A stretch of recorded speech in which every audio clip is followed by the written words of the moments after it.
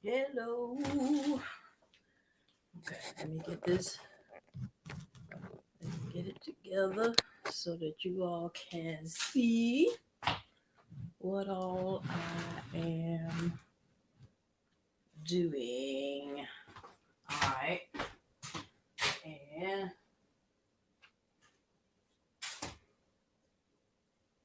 hey y'all, look who's here. Hi. I'm also on. Uh, I'm also on YouTube. So if you wanna holler, hmm, I'm not sure how this is gonna work, but I'll just keep looking at stuff to see if you all are commenting. So I'm gonna go ahead and get started. All right. So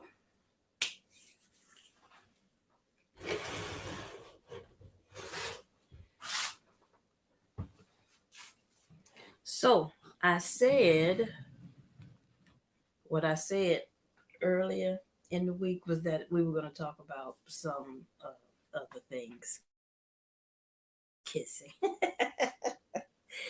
different types of kisses, and blah blah blah blah blah blah. We'll talk about that another time. What we're going to do now? Remember, I told you all that the handyman had a great idea. Well, I'm going to get started on that great idea.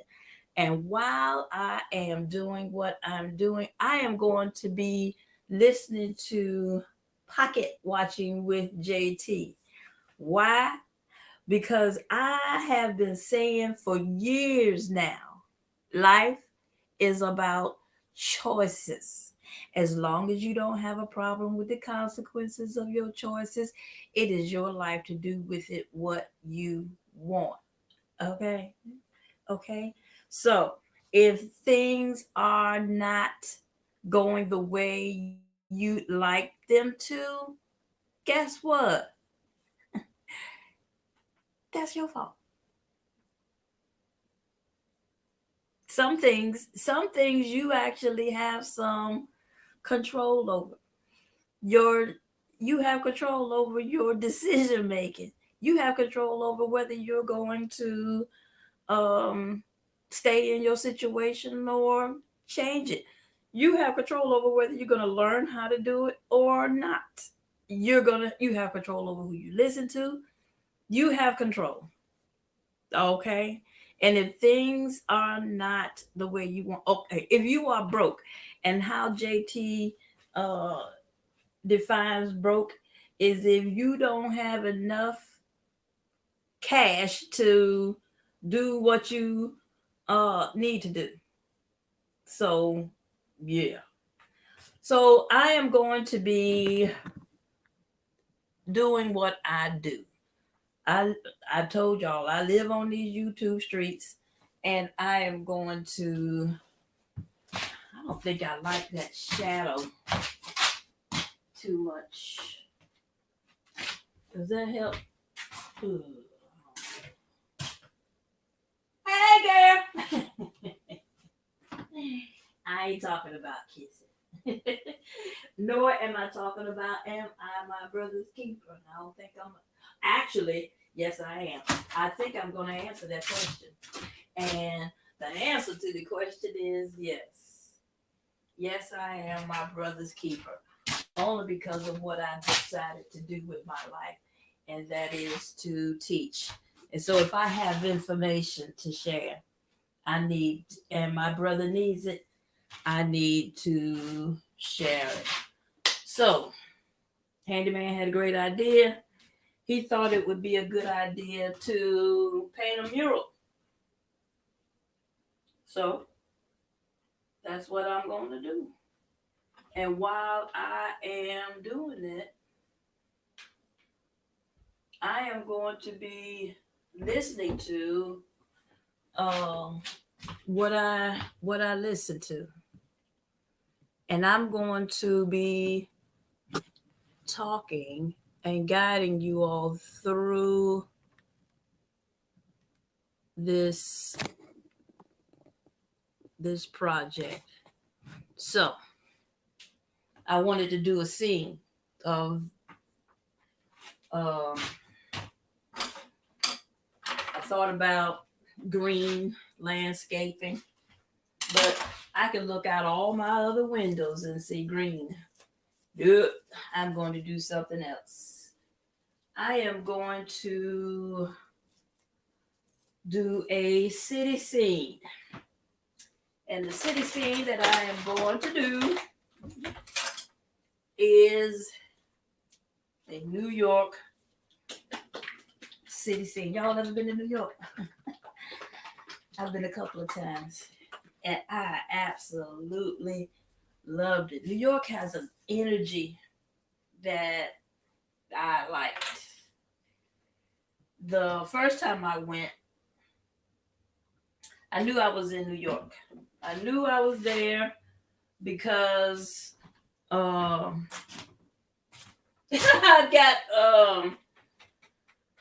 got mooned. Yep, I got mooned. Just got there. Just pulled into the city. Got off the bridge and I'm looking out the window. And what do I see? It was a Hispanic tail looking back at me. I was like, oh, I'm here. I am here. During this time in New York, if your car broke down on the side of the road, your car was gone. If your car broke down and you left that car, when you got back, all that would be left is the frame.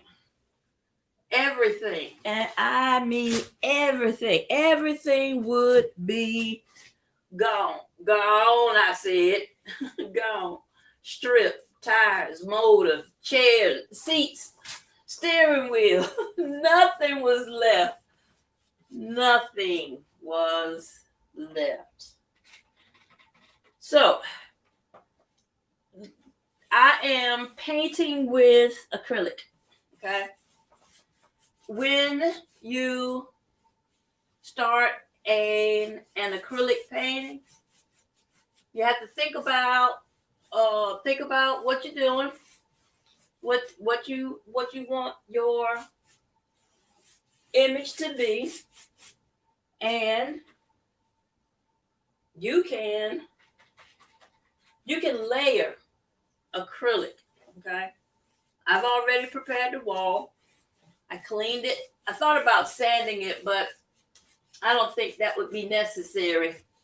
So I'm not going to. Anyway,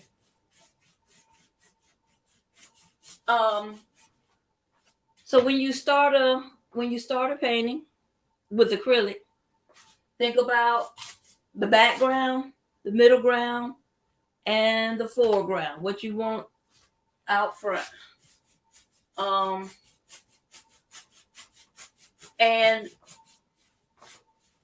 when you start painting, you start with what is furthest away, the background, and then you'll start with you'll start back to front, top to bottom. So what is in the back? What is in the middle ground? What is in the foreground? What is up top? And what is down bottom? These are the things that you have to consider when you are now, this is a night scene. It is going to be New York City scene. But when I went to New York, the Twin Towers were still there. And so I am going to put the city scene in this painting. I'm going to put the skyline when the Twin Towers were there, I'm gonna put that like a ghost image. It'll be gray and faded out, but it'll be there. You'll see it. And then I'm gonna put a scene that that I saw that I like. It's hard work, y'all.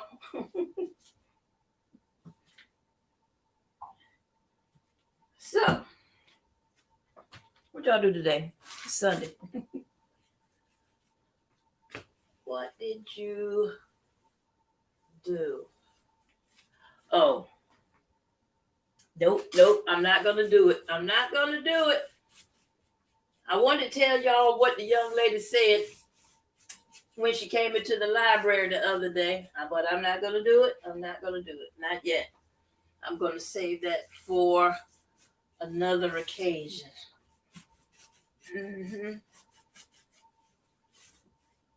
But I do want to say it again. If you all are not coming into the library, you're sleeping. You are sleeping on the library. Hey, girl. Okay, you can hardly hear me? All right. Then I will, thank you. I will speak up.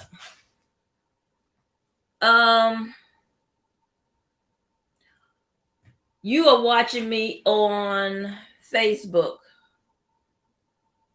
I wonder if it would be different if you were watching me on YouTube. Anyway, so what I'll do is I will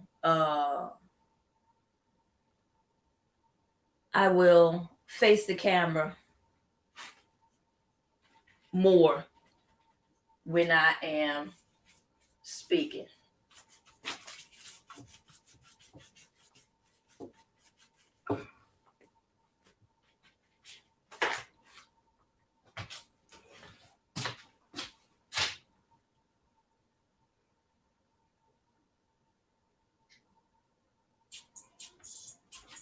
Welcome to Pocket Watching with JT, Real Accountant Reacts. Jason Thornton is a financial advisor licensed in both tax and financial planning. This video is not financial advice. This is JT's real reaction to finance and business-related issues to help you think like an accountant. So tonight, I'm going to give you people out there an opportunity to change my mind. Now, here's a couple of ground rules, but you know, this statement does not apply to everybody the same way, right? It's not a 100% everybody. This is a Clearly, there are what we would refer to as exceptions to the rule. Everybody who's broke is probably not that far. There is what I would consider a small minority of people whose financial situation is no fault of their own, right? They played no role in where they are financially. I understand that. I'm not talking about the exception to the rule. What I'm talking about is the vast majority of people. Give me a thumbs up. In my view, if you can hear live that. Paycheck to paycheck based on choices that they made either currently in their life or choices that they made in their past. And the reason why I'm saying this is, if you are living paycheck to paycheck, can y'all hear him? Yourself to be broke. Okay, good. And I'm saying it's your fault based on choices that you made. What I'm really also saying is, you still have the power. You have the ability to make new choices and do new things that can get you out of that situation. So yeah, like come to your library. What's your name, bro? Come to your local library. Check out your library and see what's going on in your local library. That's one thing you can do. Sup exam, so I'll just say sup to everybody, and I go back that. Simple as that. But the lady that came on, that was almost the exact question I was gonna ask. So you kind of gave me the answer. So I had to change change my mind up. So all right, what you got? Here we go. We Wait a minute. How'd that happen? Yeah, I'm gonna call it right now. I think I found the single biggest productivity hack of 2021. It's this Google Chrome extension called Speechify, and it literally does my reading for me. Being broke.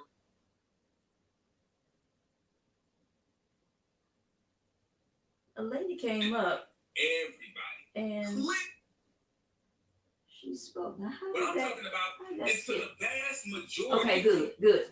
who, in my view, This is pocket watching live with paycheck to JT. paycheck It is based good. on choices that they made either currently in their life or choices that they made If you are in broke, their past. it And the is reason your why I'm saying fault. this is, I didn't say it. if you are living paycheck to JT, paycheck, or you consider who yourself is broke, a and I'm certified saying financial it's your planner. fault. He is Based on choices he's that an you made. accountant, What I'm really also saying certified is, account, you licensed still have accountant, the power and have the certified ability to make new choices financial and planner. do new things that can get you out of that situation. So it's not all bad news. It's not all I bad can't even news. remember your name. What's your name, bro? Hey, can you hear me? Can you hear me? I can hear you now. Gotcha. All right. It's sup is him, so I'll just say sup to everybody, and I go back it up. Simple as that. But the lady that came on, that was almost the exact question I was gonna ask. So you kind of gave me the answer, so I had to change the whole change my mind up. So All right. What you got? all right, here we go. So being broke is not somebody's fault if they were put into a scenario that they were not planned for. Perfect. Give me an I.e., let's say Bernie Mac Okay. with his sister's children. This was not a good example. He had to do He's trying to convince the accountant, the financial planner, which could result. that what he's saying It's not law. It's is not true. duty to take. He's trying to change. He's trying to change the pocket watcher's mind. I got clients. Listen. I got clients who were put in that very same situation. They knew that they did not have the funds to take on the 8 kids of their cousins. You know what ended up happening? They went and took foster care. So there's choices made. So Now, is it the right choice? Is it the moral choice? Is it the choice that's going to make you on the local news? No. The person who does not take in their cousin's 8 kids does not end up on the local news on the softball little section of the news. No. It's the guy who took on the 8 kids. Oh, look at it. The uncle took on the 8 kids. And that's great. I'm not saying that's a sucker. I'm saying it's still a choice. It's a choice, not a duty. So would you say that's an individual's fault for taking on that burden? And they ended up broke? Yes. So my thing is with if I'm making $25,000 a year, I'm married with 1 kid and we're barely getting by. I make a choice to take on 8 other kids. I better not complain about my finances. I understand it. My whole thing is saying that it's that person's fault that they want to provide for another life. We don't even have to use Bernie Mac saying you taking on. You have children. Yes. You lose your job. Yes. Your goal is to still provide for your kids no matter what. Absolutely. You get a job making the same amount. Your income stays the same. Okay. You're bringing in more money, but you're investing that. You're still broke. No. I'm sorry. Yes. You need to Pocket watching with JT. That's the name of the video. That's the name of the channel. Pocket watching with JT. I lose my job. Yes. And this particular video is entitled, "If You Are Broke, It's Your Fault. Change My Mind." So that's what people are trying to do.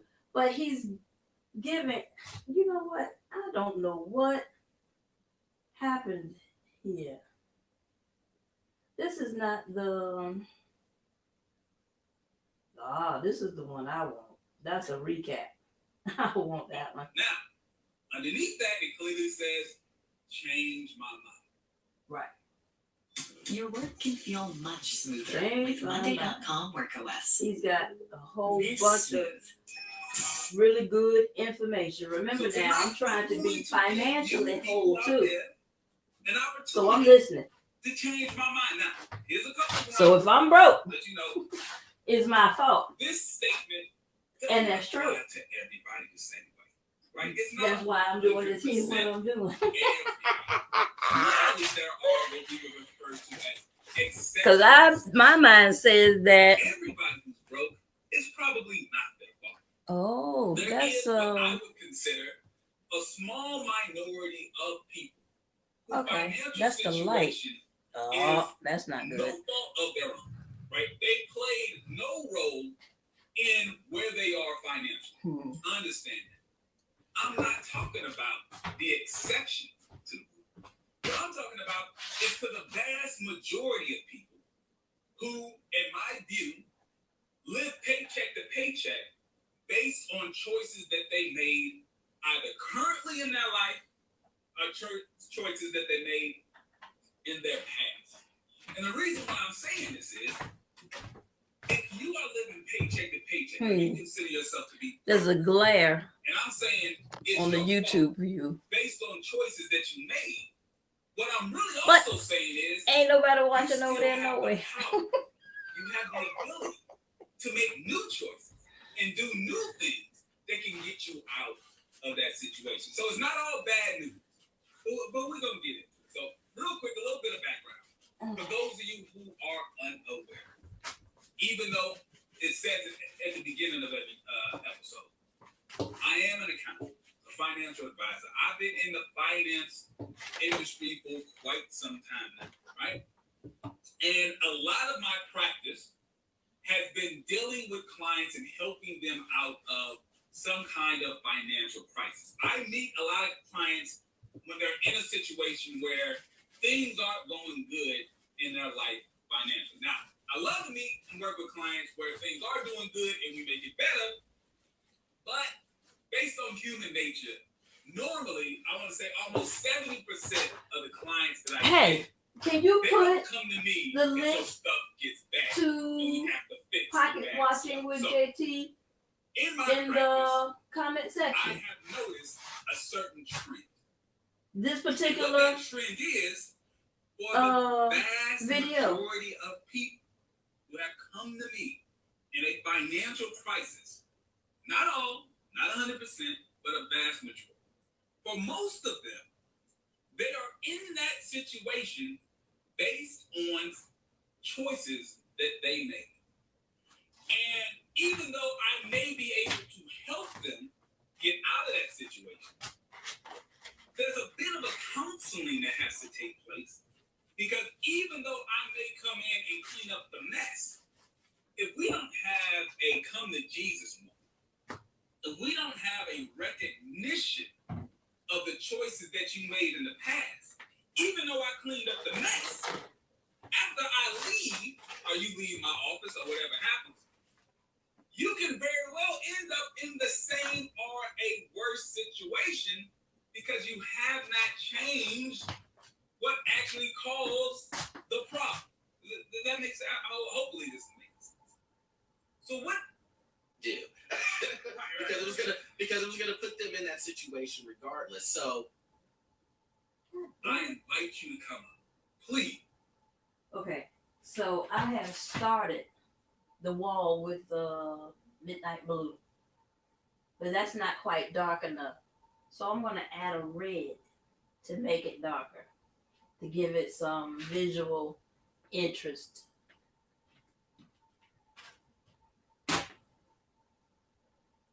Change my mind. If you are broke Layering in colors. America, it's your fault. For the most part, I already talked about exceptions to the rules, extreme situations. We already talked about that. But for the most part, if you are broke in America, it's your fault. But I'm giving you an opportunity to change my mind. So let me bring up Orlando. Y'all see that? What's going on, though? What's going on, man? What's going on? Man, some people getting a little feisty. I see some messages in the chat. Yeah, I saw it too.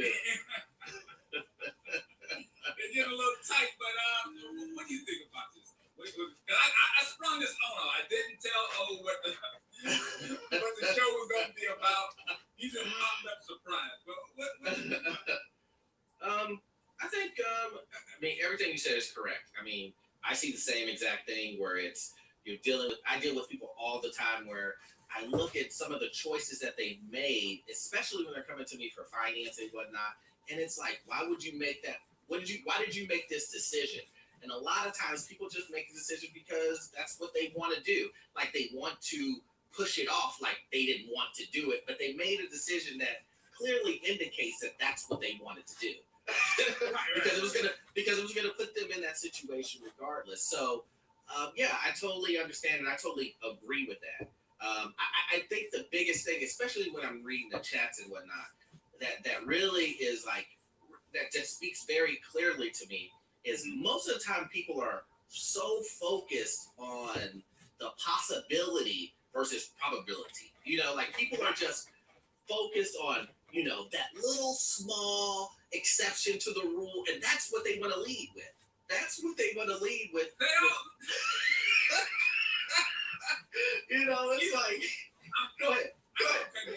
But I'm only cutting you off to add emphasis to the point that you're making. Right.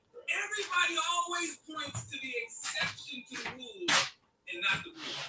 Everybody thinks that there's some special snowflake that's so unique and their life is nothing like anybody else's life. Then no. Trust me, I've done this. I've sat at my desk so many days over and over again with many different looking people walking through that door. And they sit down and they tell me their money story. And I'm telling you, it's that there is a theme. It happens over and over and over again. If we can cut through all the BS of that story, and this is probably the reason why I cut people off. Listen, I don't want to waste your time. Don't waste my time. Especially, I charge by the hour. So it's best that we just cut through the BS and figure out, okay, how did we get here? So I can help you find out how can we get past this point and get you to where you want to go. I don't need, this long story and about, all this. Like, listen, how did this happen? Okay, what choices did you make when something happened to you? What did you decide to do? Or what did you decide not to do, thinking that it was magically going to fix itself? And now here you are in my office, and we need to fix it. So yeah, everyone thinks that they are the exception to the rule, but more times than not, you are the rule. You're not the exception. But the big thing is the leading with it. Like, yes. And it may not even be your situation. Most of the time, people are leading with the smallest chance. Like, you can speak to someone about, why are you playing the lottery? You know there's no chance of you winning. And then they'll be like, well, if you don't play, then you definitely don't have a chance. It's like, I said, probability. You don't have a chance either. No. You can't win it if you're not in it. That's like the blessing moves was coming out. And I was telling people, I was like, listen, the blessing move, that's a classic pyramid scheme. Mm-hmm. And people would be like, yeah, man, I know it's a pyramid scheme, but I might be the one that cashes out. I'm like, no. It's like, what are you saying? You know it's a pyramid scheme, but you just might be the one that cashes out. Like, this is the mentality. This is the mentality that some people have, and it's maddening. It's ridiculous, man. Hey, quick shout out to Michael Thompson in the house with $5 super chat. Says accountability is your friend. The friend that tells you what you may not want to hear but need to hear. Absolutely, man. It's like that coach that you may have had they kind of rolled you a little hard because they expected more out of you. Like I remember, after I graduated and I came back home, I actually Hey girl, how you doing? at the university level. This is what I'm doing, The y'all. statement is so I true. didn't just sit down and decide If you're the to type of person where the coach is always paint a bullying picture. I you, kind you're of not like sketched some it out in my head. ridiculous bad behavior type of person. That's If the what's coach about is to bullying go you, that means he actually on cares to about you, and they expect you wall to here. do more. Because I can tell you right now, there was some people or some athletes that. So, welcome to Living Out Loud, the podcast. This is this is what I do, y'all. I am home. It is Sunday. The Candyman had a great idea. He thought at first I was gonna put some tile, but that's no, I don't want to do that. There is a glare here. What is that about?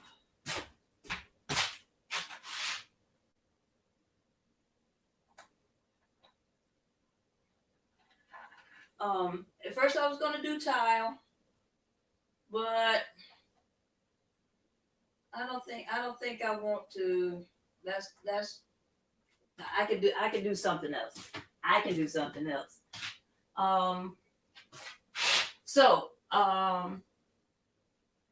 Living Out Loud, the podcast. This is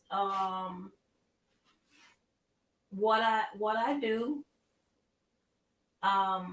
I am podcasting. Let me back up. Facebook. I started journaling out loud on Facebook, and I have taken the journaling out loud from Facebook to YouTube. And I've done it for several reasons.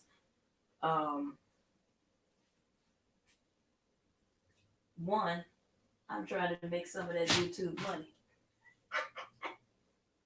Hello. Hey mom, how you doing? So the handyman had a great idea. I decided that I'm going to do a mural back here. I'm using acrylic paint, okay? And I'm going to talk you all through it, starting with, when you decide that you are going to do a thing, start with what is going on in the background. This is what it's about to become. Start with what is going on. And hey, girl. Hey, how you doing? So this is what it's going to be. I'm going to ghost that out, and then I'm going to put this skyline, because this is the skyline that was there when I went the several times that I did go. But while I am working, I am listening to Pocket Watching with JT. And I listen to Pocket Watching with JT because, remember, I'm trying to be whole all the way around. Emotionally whole, financially whole, spiritually whole, physically whole and healthy. And so I promise you all that painting definitely helps with my emotional stuff. If I'm just overwhelmed with work and stress and all kinds of stuff, this is a stress reliever for me. Also, I need to find a niche on YouTube. I need to find a reason for people to tune into my videos. They are not going to show. They are not going to show up for my videos just because I got this beautiful, effervescent personality. They are not. So I've got to do something else to bring them to my channel. So I'm trying this out to see what happens. And while I work, I listen to what's going on YouTube. So I'm on these YouTube streets, learning as much as I can. So since I am trying to be financially whole, I listen to Pocket Watching with JT. Okay, now right now I'm listening to If You Are Broke, It Is Your Fault. He is talking to me. Christine, if you are broke, it is your fault. It is a result of the decisions that you made. But there's good news. There is good news. Even though you got yourself in that situation, you can get yourself out. It's just a matter of, remember I told you all a while back about the man at the well, the healing pool, waiting for someone to come and help him get into the pool so that he can receive his healing. What did the Lord say to him? He said, pick up your bed and walk. The you is understood, y'all. He is telling him, if you are sick, it's your fault. Get up. Get up. Get yourself into that. Do not wait for somebody else to do it for you. You get up and you do something. You make your way to that pool, that healing pool. That's pretty much what they are saying. And I have said it over and over again, and I'm going to say it again. Life is about choices. As long as we don't have a problem with the consequences of our choices, it is our life to do with it what we want. Now, I'm finished preaching. I'm going to go ahead and let JT talk about it. They didn't get a whole lot of attention from me. I'm going to finish working on They this. didn't have any talent. They barely showed up. When they showed up, they didn't do anything. There was nothing really for me to be upset about. Right? I had no expectation for them that they were going to win because they didn't put forth enough effort and they didn't have the talent to win.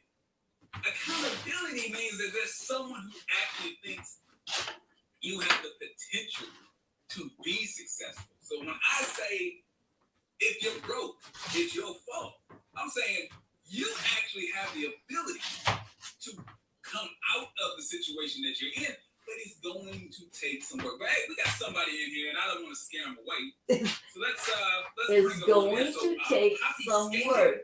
Right, Poppy It's Stan. going to take some work. Bring them on up here. You can come What's out of the going on, situation, but it's going to take Hey, some how's work. it going? I ain't Yeah, stirred a little work. I Y'all was so stirred? excited to come on and disagree with you, and then you said for the most part. So, I gotta say, my friend, it's all about accountability because as soon as you know, you can do better. But my point was, before I knew, I was raised in poverty and I knew nothing. And somebody was like, hey, you don't gotta live like that. And I was like, oh. And so you learn. But before that, I gotta say it wasn't my fault. Once I knew, then I have to have accountability. What age was it when you found out? When someone came to you 14. and said, hey, oh, well, yeah, that's pretty good. 14. Yeah. When you But I wasn't that cool. Like I was in the streets. I'm from Y'all St. can't see Louis, that. like you. okay, You know the deal. yeah. And so after I realized that, Real quick, what high school? lot, What high school? McClure. McClure North. That's what's up. All right, go ahead. No, McClure, regular. No. I'm saying I went to McClure. Oh, okay. You went to McClure. So that's what's up. All right, go ahead.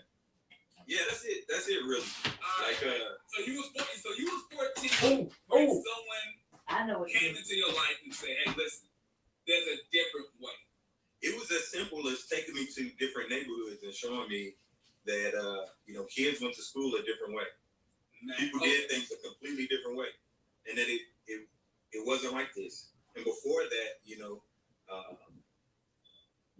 I feel like I didn't have that agency because you got to kind of know better to do better. Yeah, but let me say this on your behalf. I'm going to say this on your behalf. You were 14. I don't classify any 14-year-old as broke. You're a child. Right. I feel you on You that. might be in a broke family, right? So So this is why family spaces, but you ain't got friends now. It's all they fault. There are cases where if you don't know better, you can't do better. But as soon as you know better, take it your fault. Great point. Great. Hey, Poppy, man, I appreciate you coming up. Good. You're welcome back. You're welcome back anytime, man. I appreciate it. Next, so Paul, you're coming up next, and then after Paul, I think we got Mr. Miller. So Paul, you're on deck. Mr. Miller, you are in the hole, as they would say. So just to summarize what the brother said, and I want to make sure Lord Commander gets his shout out, man. I appreciate it, Lord Commander. $10 super chat says, I got my bachelor's and no one would hire me. I want to know what year. If it was the year like when I graduated, we graduated into a recession. And there's not much you know about that. Is that I got an MBA and they wouldn't hire me. And that's it. Can y'all see? The NBA market is watered down. The NBA, Now it is. like in the 80s, if you had like an MBA in the 80s, it was damn near like you had like a doctorate. Right, like in the NBA, it was so. Right. Now it's like, man, I can get an NBA. Hey, Sally. I'm sorry. Arizona. What's that school in Arizona? The for-profit. Oh, Phoenix. Phoenix. Yeah. NBA is not as special. I got a lot of clients who got MBAs. They don't know much about business administration. I'm gonna be real. I got clients who got MBAs and they don't know much about business administration. But I got my master's. So the handyman has which a good was idea. high demand. Now I am painting a mural. $150,000 jobs at least once a week. So I decided that I wanted to be a city scene. he was getting educated in fields And I wanted that to weren't be enough in high demand. Right now, remember, New York it was City his scene. choice on what I he am was going getting to put his education in. this Then when he made the decision, skyline hey, I'm gonna get a master. Even after in he a got 2 masters. ghost-like state Oh, he's got because it doesn't look like this anymore. But this is what it looked like when I went. Back, he got a master's. So that's what's about to go on the wall. But that is what happened. He's turning down $150,000 jobs once a week. He made bad choices, and it's kind of hard. I'm using acrylic on paint. what to study at first. Then when he made the right choice on what to study, he got qualified. And now, he's making big boss moves and choices on what he wants to do. Right. That's what you got to do, man. Absolutely. He corrected it. I'm gonna get these super chats and then I'm gonna bring Paul up here. Let's see here. We got the $4.99 super chat. I just got caught up in that damn black signal. You might be able to see a better angle if you go to YouTube. Then when it comes back up, because these things come in cycles. Blessing looms are not new. Now, the term that they'll put on it may change in the next 5 to 8 years. But another pyramid scheme is going to come up. But now, Neil, you know, so you can be the OG for the kids who are coming up who are going to say, hey, OG, come here, man. Let me get you into this thing. You say, nah, man, that's a pyramid scheme, man. It's an old thing. So now you get to bless somebody else coming up. Let me see. I think, no, we got one more here. We got Big Hutch. It says, quick, what do you think about debt settlements to pay off a reduced amount on credit cards and loans without interest? Hey, if they're going to settle the debt, just in general, if they're going to settle the debt, then you're going to pay less than the overall amount. I say go with it. Now, here's something that you may not be aware of. If you settle a debt for less than what's owed, there's a possibility that you're going to get what's referred to as a 1099-C. The 1099-C is a statement basically from whoever you owed money to saying, we forgave your debt. But because we forgave your debt, we don't want to pay taxes on the money we thought we were going to collect from you. So now this is now taxable income to you. Not to bore people, but there's a principle called the matching principle. Most businesses that you owe money to are probably on the accrual accounting system, meaning that when they bill you, that's when they count it as income. Not when you actually pay it, when they billed you. So years down the road, when they finally figure out you ain't gonna pay them, they're gonna say, "Bet we already paid taxes on money that we thought we were gonna get from you. Now that we know it's over, and you're not gonna give us this money, we're gonna tell the IRS tax this person instead of us. That's what a 1099-C is for. But you still make out better. You still make out better with the settlement. Oh man, $20 super sticker just for the love. Appreciate it, Creed C. Credo. All right, I think that's all the super chats. Oh, Let me okay. All up in place. I like that. What's going on, Paul? I like that. What's going on there? Y'all Y'all got any questions? I love the show. Any questions on what I'm doing and What do you think how about I'm this? doing? Let me see what's going on here. I think Oh, the world conspired I still against can't the- see. Hey, Liza. Oh, Hey, I girl. feel like it's 100% their fault. To be honest, you know what I mean? Like 100%. Cause I like, can't see it. I mean, I got friends. You can see it that's better if you addicted, go to and they make YouTube. mistakes, you know what I mean? But it wasn't overnight. You know, it took them like 4 years, 6 years. But you know, there's so many ways to make money this day with the internet. It's like, you know what I mean? But the thing is, you can be like keeping up with the Jones though. You just gotta say like, you know, you just gotta like stay home. Don't try to like get a house, stay with your people, or like rent a room. You know what I mean? Like just stay down until you come up. You know, don't buy like an expensive car. You know, just like you just gotta stay with your budget. You know, I feel like people just go crazy. You know, with the Instagram, people flossing. You know, they just wanna look good. Like they focus on the wrong thing. You know, like they wanna get a girlfriend or like, you know what I mean? Like, don't worry about that. You know, just focus on you. Like life is so short to be worried about. You know, like they get a relationship. Like I feel like a relationship is a job. Instead of concentrating on your money, you're out here trying to, you know, deal with, you know what I mean, a girl, whatever, and you want to go broke dealing with her. Right. So it's just like, you know, like, and most of the time they get with a relationship and it messed up their whole mindset. You know, they just like, they don't even hustle hard. You know, they just focus on like the lust or whatever, you know. But I feel like, I mean, I used to do that, but like, you know, my mindset is just like I'm staying down. I haven't bought clothes in like 5 years. You know what I mean? I'm serious. If you don't need it, if you take care of the clothes, I mean, I guess ain't that big a deal. That's true. I ain't been shopping. Well, I've been shopping recently, but I've been doing a whole bunch of shopping. Yeah, so you were in the recession. Yeah, that puts a little different spin to it. Like people don't realize it's like when we graduated, I graduated from my bachelor's degree in 06. And so I had a nice 2-year run before things got real crazy. But that's not normal, right? The recession that we graduated in was not a normal situation. But what are you doing now? I mean, to be honest, like I just hustled. Like I did like you know, Uber, Instacart, Amazon. You took advantage of the gig. Yeah, that's why I just did. Cause like, I mean, like I couldn't get like those type of jobs. I couldn't get a job, but it's like I got a problem with authority. You know, like you know what I mean? Like not like in a bad way. Like I can't take people being disrespectful just because I'm doing like you know, like this little entry job. So I couldn't do that. You know what I mean? So, the reason why I laugh because I'm the same. In Orlando, no, I'm the same way. That's why I don't have no partners in my firm. It's just me. When I want to make a decision, I make the decision. Now all the responsibility is on me.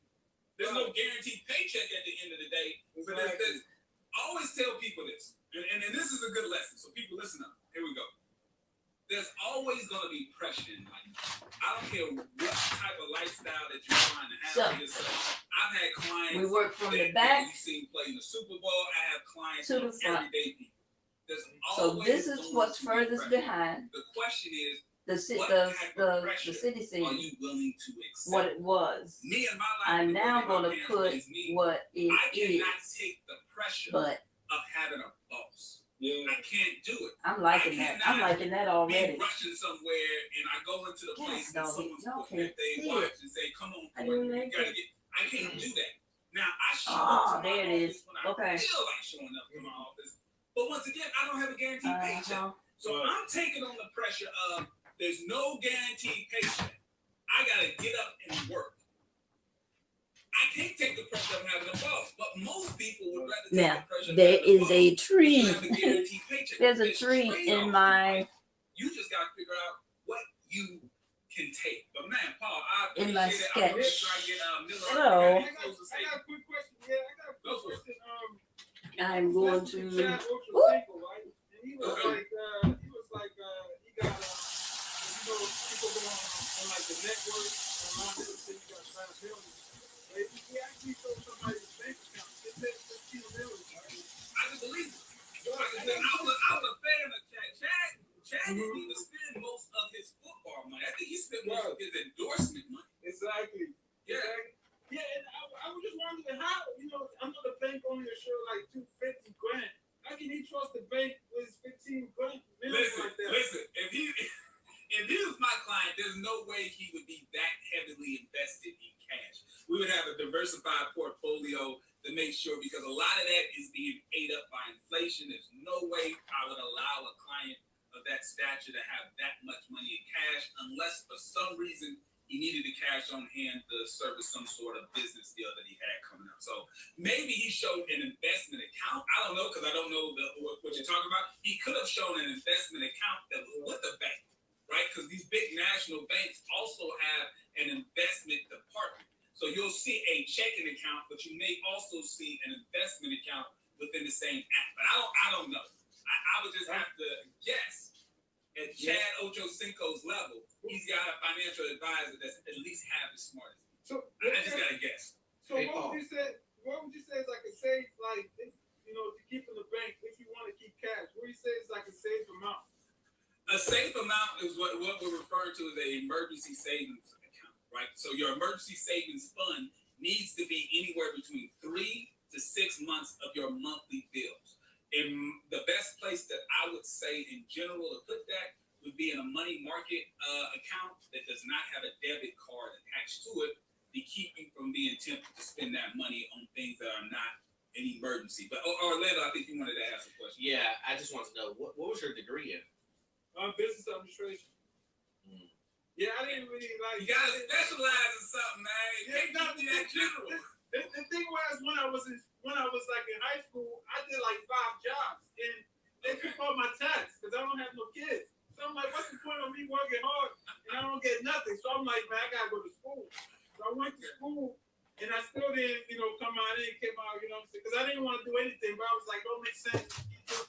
It don't make sense to keep doing 5 cents. I mean, This is a But like a everyone burnt who's listening, I would say bread. this. Business administration is too broad. bread You that I'm want to have using it for more the. focused. I would say tree. you need to be in accounting, You don't see that? marketing, or IT within business that Nope, will actually can't see it. give you a skill set that a business needs. Just You a will. general Y'all will see idea it. of how Give me a businesses second. work. Honestly, if someone came to me in my firm and they had a bachelor's degree in business administration, to me the only thing I think is, okay, you know how to use Excel spreadsheet. Like you know how to use Excel spreadsheet really, really well, but I need someone who either knows accounting, IT, or marketing to help get some clients in the door. But that's just for general. Paul, thank you. I appreciate it. We got some more people in the back that want to get up much here. love. God bless you, God. Yes, sir. Yes, sir. I appreciate it. I want to say something real quick. Go ahead. Yeah, I think, guys, that so we having callers come up and they're telling their story and whatnot. But I think the biggest thing that you can take away from this stuff is that, you may not want to work for someone and you may have an issue with authority and all this other stuff, but you just can't just jump off of a cliff and then expect things to fall into place. You have to really plan for all of that. So like if for whatever reason you do want to start your own business and you don't do well with authority, maybe you work somewhere until you get your stuff together and then you make that jump. Basically have calculated risk when you're doing this. Not just jumping and doing this and then kind of saying, well, it didn't work out for me. Well, you didn't even plan for it. You just did it off of a whim. Right. So what do you think is going to happen? Let me try this real quick. I'm going to try this real quick, and if it don't work out, it's like, nah, man.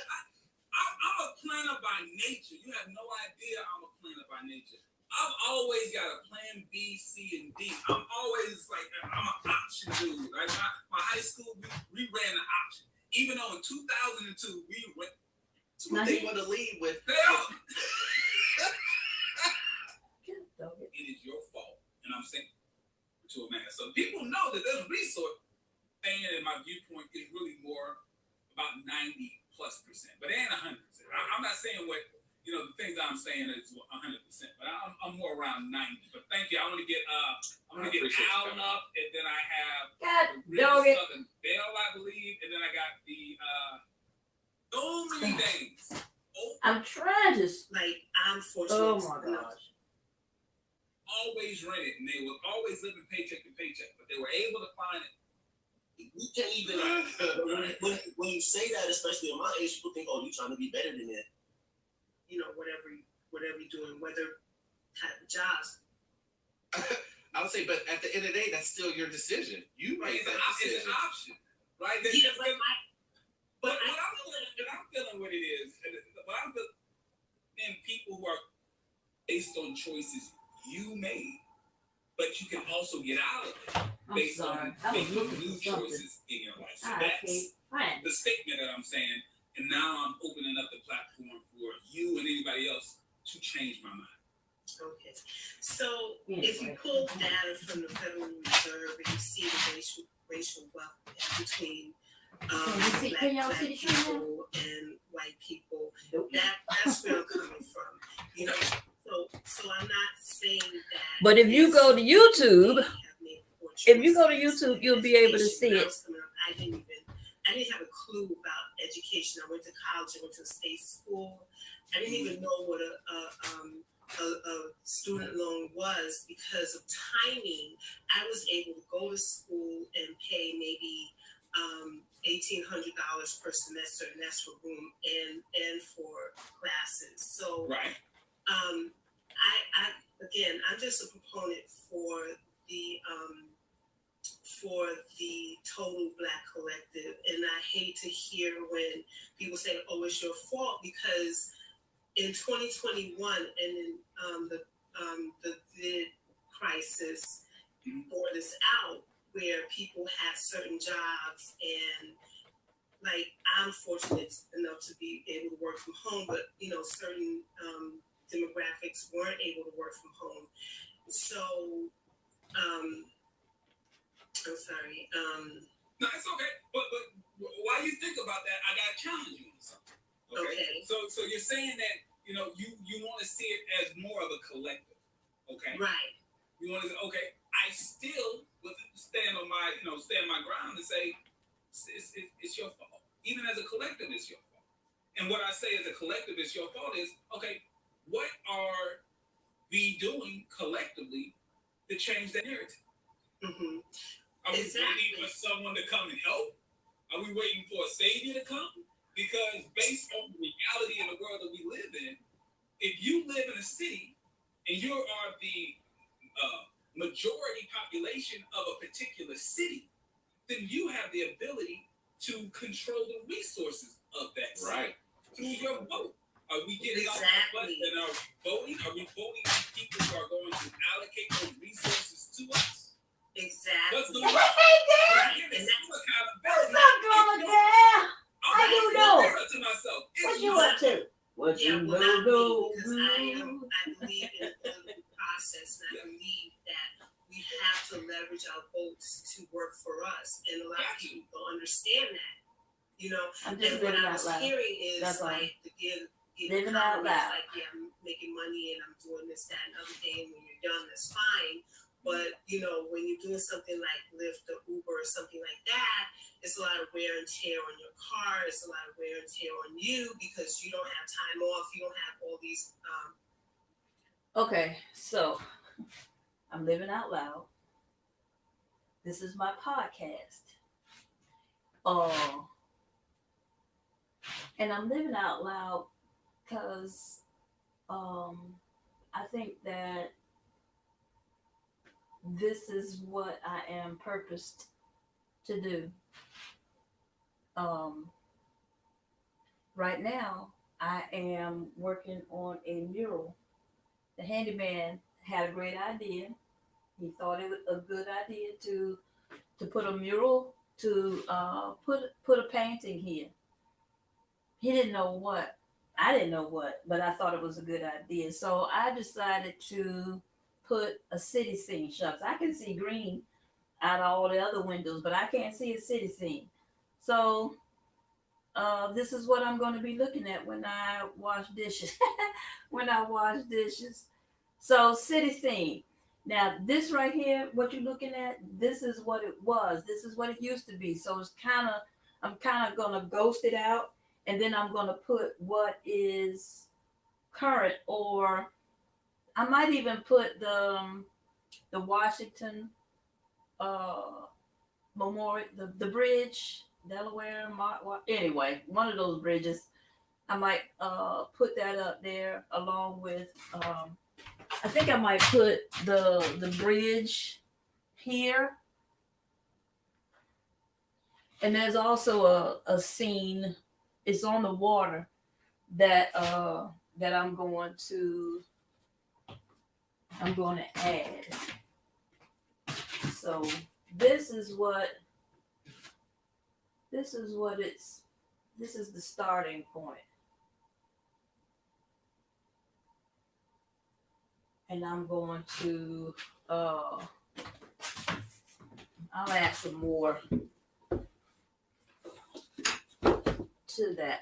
So I'm working with acrylic, and acrylic is really, I love acrylic because it is if you make a mistake, it's very forgivable. You just paint over it. You can layer acrylic, and acrylic is bright and brilliant if you do it right.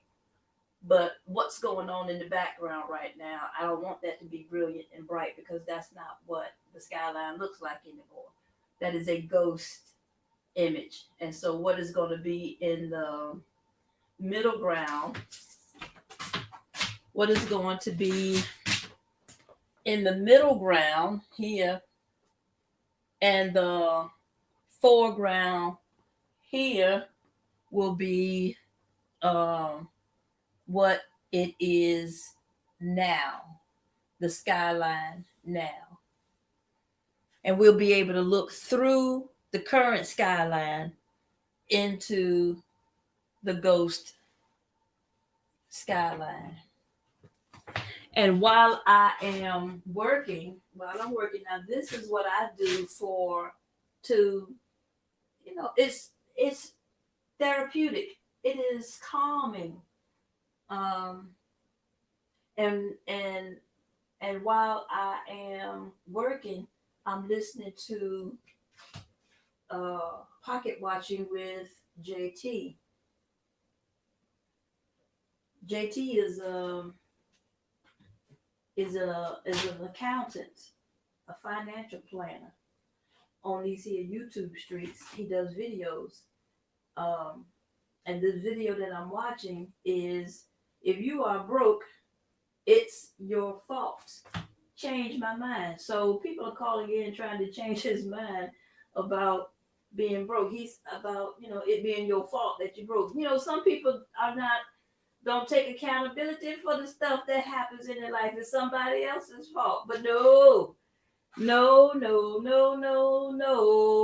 If you are in a situation, and he defines broke. He defines broke as because everybody's got their own definition of what broke is. So if you don't have enough, if you are not satisfied with what you are earning, if it's not enough to do what you need to do, you are broke. You're broke. And you don't have to stay broke. He's going to no. No, I ain't talking to you right now, girl. You better pay attention to what's going on. What's she calling me for? Don't she know what the ham sandwich is going? What is going on? Somebody call her and tell her to quit calling me right now until I'm finished doing what I'm doing. Stop it, girl. Stop calling me. She don't listen. She don't listen. She don't listen to my. She don't log in. That's why she don't know what's going on. But I'm not answering that telephone right now. I ain't talking to her. Not right now. Anyway, I'm gonna keep on working on my mural here, and I am going to finish listening to. Look, I'm playing this because look, I say it all the time. Life is about choices. And as long as we don't have a problem with the consequences of our choices, it is our life to do with it what we want. We have free will. We can do what we want. Now, if you are broke, it's because of some choices that you made. I'm broke because of the choices that I made. But I can get myself out of this broke situation.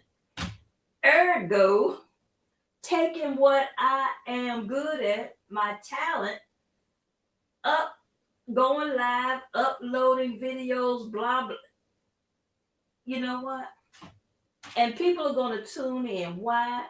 Because they're interested in what I'm doing. Why? Because they like me, the person. They're interested in what I'm saying. They want to know what I'm going to say next. And they want to see what God is doing in my life. Look, the Bible tells me that my latter life will be better than my former life. My former life was pretty doggone good, which means that my latter life is going to be even better. Yes, I've had some tough times. I've had some hills to climb. I've had some weary days and some sleepless nights. I'm not going there. The point is, I don't have to stay that way. I don't have to stay that way. And so I'm listening. I'm listening and I'm learning. Y'all, if I had the technology and the information, the ease of information back then, that I have now, oh my gosh, my life would have been totally different. But anyway, it is what it is. I have gone through what I've gone through. I have learned what I have learned. And I think most of it is not for me, but for you all, for this purpose, so that I can teach and share and, and to be forewarned is to be forearmed. I can tell you what to look out for so that you won't get in the same trouble that I got into. So I'm going to keep on working on this mural here. I like the way that it is coming out.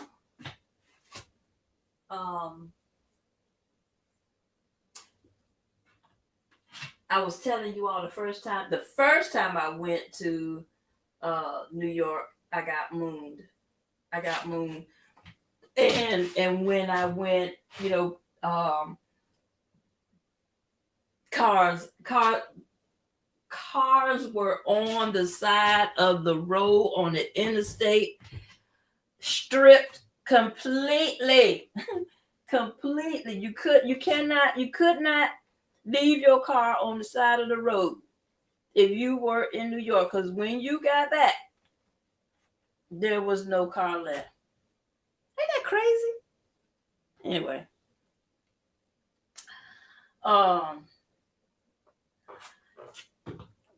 The time that I went, I was trying to get the people that I was visiting to take me into the subways. They was like, no, nope. You want to go into the subways? You're going by yourself. I'm like, how y'all gonna bring me, into the city? We went to the club. Don't ask me what club we went to.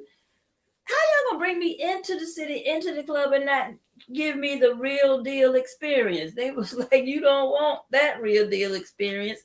We are not going into the subway. So that is that. And I was like, hey, punk ass. Anyway, so that was the first time I went to New York. Another time I went, it was during the holidays. I had just gotten married, and it was Thanksgiving, and I didn't want to cook. I woke up. I woke up that morning, and I said to the husband, I don't feel like cooking. Let's do something a little different.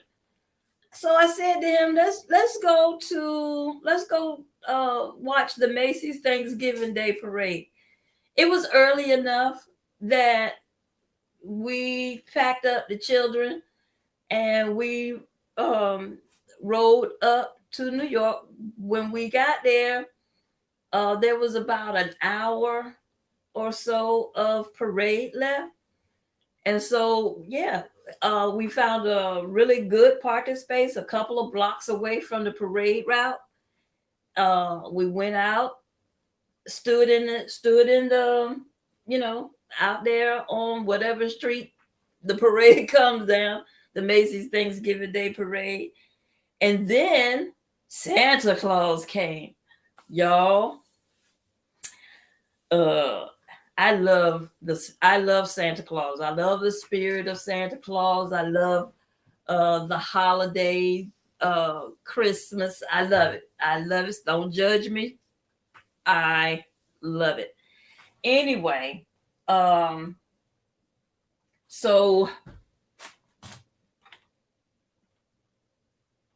Santa Claus came. He was coming down the street. Now I told y'all I am a strong alto, okay? I am a strong alto. If I want you to hear me, you're going to hear me. And I wanted Santa to hear me.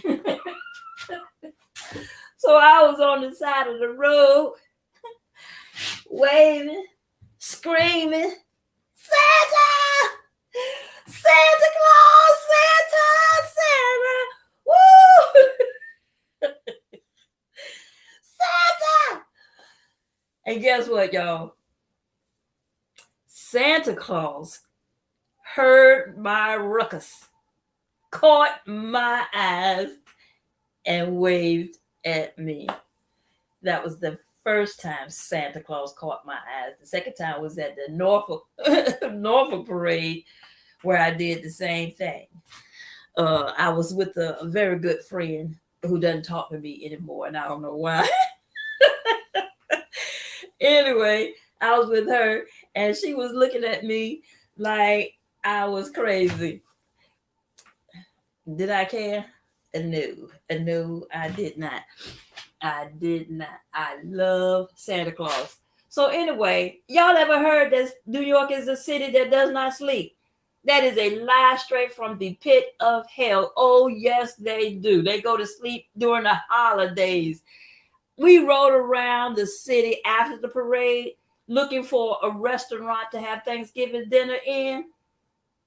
Everything was closed. The steel doors was all pulled down. The only place that was open was oh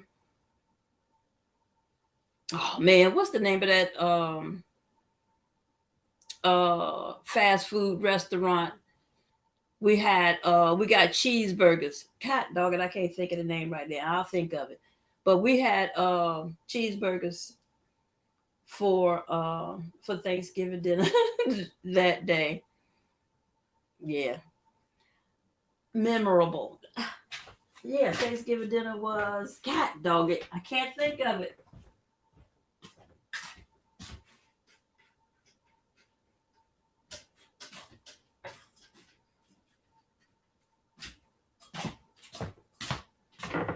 Hey son, you remember the name of that restaurant? Oh. Hey,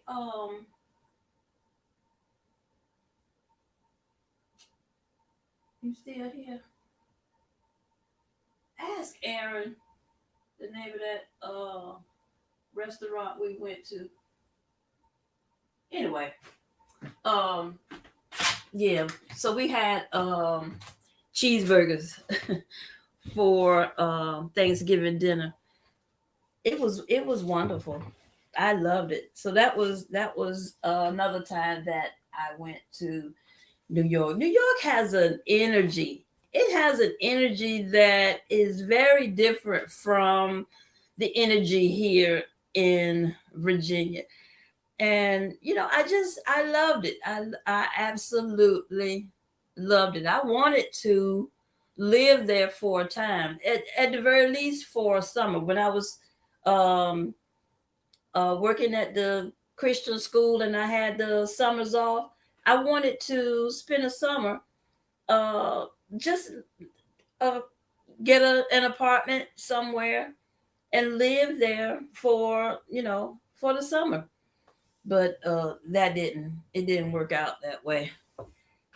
That plan never manifested itself. So yeah. But yeah, let me um let me continue with pocket watching with JT. Perks that,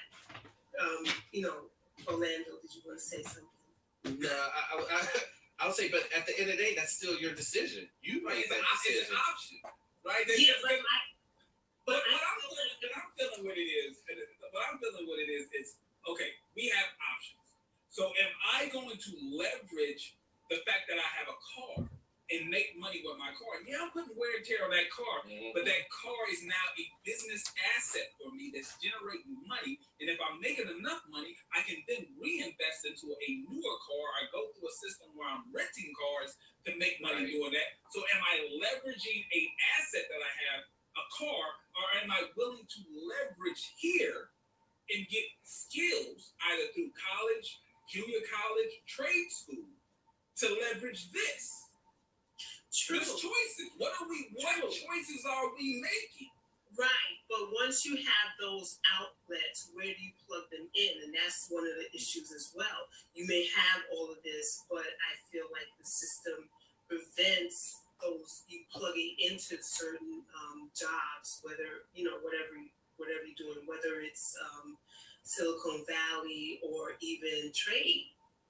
Well, I got like this is my favorite question. Like what? I need a particular example. Like what? Like what? So I live in New York City, and I see a lot of immigrants, and I'm half immigrant, but I see a lot of immigrants are taking these jobs, particularly Hispanic, and What so jobs? like trade, like construction, things like that. Right.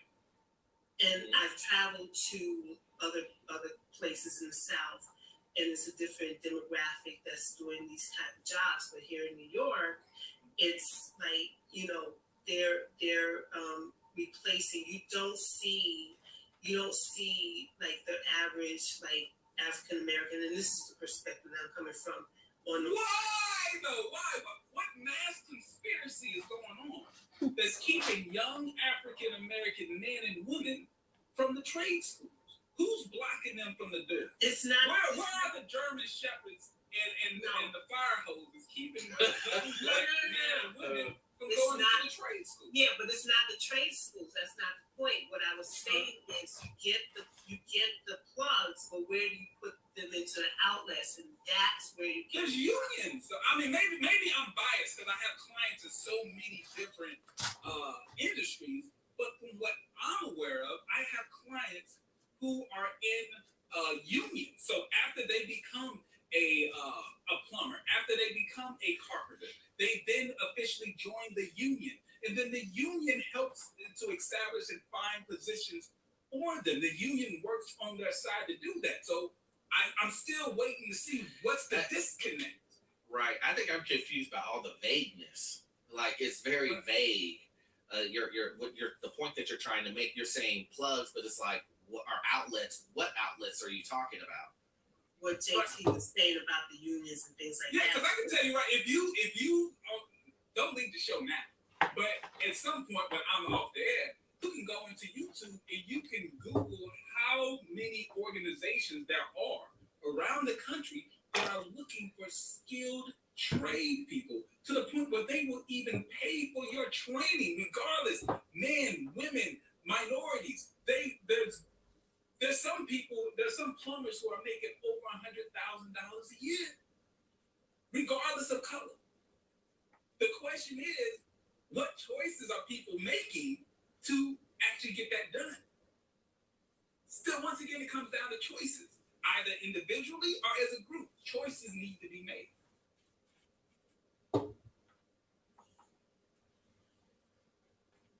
Okay. But I thank you. Great point, though. Great point. I understand. I do understand your viewpoint. And I'm not saying everything that I say is 100%. Honestly, what I'm saying in my viewpoint is really more about 90+%. But it ain't 100%. I'm not saying what, the things that I'm saying is 100%. But I'm more around 90. Thank you. I want to get Al up, and then I have the real Southern Belle, I believe, and then I got I got the Seattle Black Veteran in the house. Let me get Al up here. Al's been waiting. What's going on, Al? Yeah, you can hear me? Yes, sir. I can hear you. Oh, okay. Yeah, so I understand the title when you say, someone's fault, but there's certain things that it plays into your environment and resources. So you can have someone that's jaywalking. They might not know that they're jaywalking, but that's against the law. Okay. But no matter what, you're still responsible for following the law. Ignorance of the law is not an excuse. Yes, that is right. So then there's also society that you need to, where the responsibility of understanding the law is on you. No, definitely. So let me explain, right? So there's people from certain environments, or they might not have certain resources. Like, say for example, doing your taxes. Right. I'm someone that grew up in the projects. There's a bunch of people that don't know about it, but if they did, they would do it. There's free resources out there for people that help you file it. Yeah. But they don't know about that. They don't even know about taxes in general. There's people that might go to the club and leave their drink uncovered and then they get drugged. But if they have the knowledge knowing there's weird people out here, they might pay more attention to it. There's people that might go to a certain neighborhood that they don't know that they shouldn't be in, and they might get hurt. There's certain things to where, yeah, it's your fault. Right. But there's other things to it that play into that. So I understand what you're saying, but it's almost like you're trying to put it black and white to where some people in the audience might get offended. No, I understand what you're saying, but there's a lot that plays into it. Like some people, and then let me just say this: like, go ahead. You were talking about the trades, right? There's some people in these environments that, I grew up in that are selling crack and weed, but if they knew that they could become a plumber and they can make 50, 70, 100K a year, and they could get paid to learn by getting into those trade schools with the union and things like that. If they knew about it, they would do better. But they just. Here's my question to that. So here's my challenge to that. These people, I know you're speaking in general terms, and these are probably somewhat fictitious people, but they're caricature of people who you actually. But let's just say this caricature of a person, right? Do they have a smartphone? Yeah, maybe. No, yes, yeah. So they have a smartphone. Have you ever seen them on YouTube? A World Star Hip Hop? Yeah, they watch a young boy. Okay, all right. So the same way that they can type in the videos that they watch on YouTube and all the twerking and stuff on Instagram, they can also say, how can I make money other than selling crack? You can do that. You can say even with an iPhone, you can say Siri, how can I make money other than selling crack? One more thing. Just let me add this. Yeah. From someone, because I come from that environment, right? And I'm not saying I do this because I went to college and everything, but there's certain people, right? So when you're working at Rite Aid, you're still broke. You might work at Rite Aid and you might have 2 jobs working overnight. You're still broke though, and they might say, "Hey, I'm over here selling weed. I'm gonna make more than him. He's broke.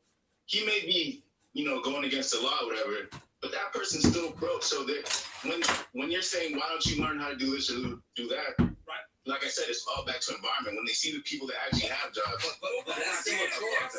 That's still a choice. Exactly. And I didn't disagree with you. I didn't disagree with you when you said I'm talking about the guy at Rite Aid. Why is the guy at Rite Aid broke? He's got a job. You said he got 2 jobs. Why is he broke? I know it's a fictional character. That's his fault. That's his fault. That's his fault as well. He's working 2 jobs. Why? But I'm only talking about the other person that. No. Listen. I want to flesh the whole idea out. Why is he broke? Is he broke because he's not making enough money? He's probably making bare minimum wage.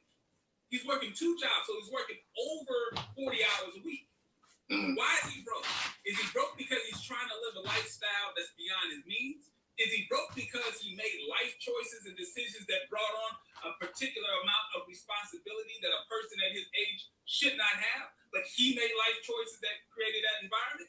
So the right-eye guy made choices that got him in this situation, and the guy selling crack made choices. I don't disagree with you at all. When I started off, I don't disagree with you. I understand what you're saying. I'm just saying there's more that's into play that we got to consider. But obviously, like I said, if you break the line, even though you didn't know about it, it's still your fault. So I agree with you. But I'm just saying, there's a lot to consider in this conversation to where it's not black and white.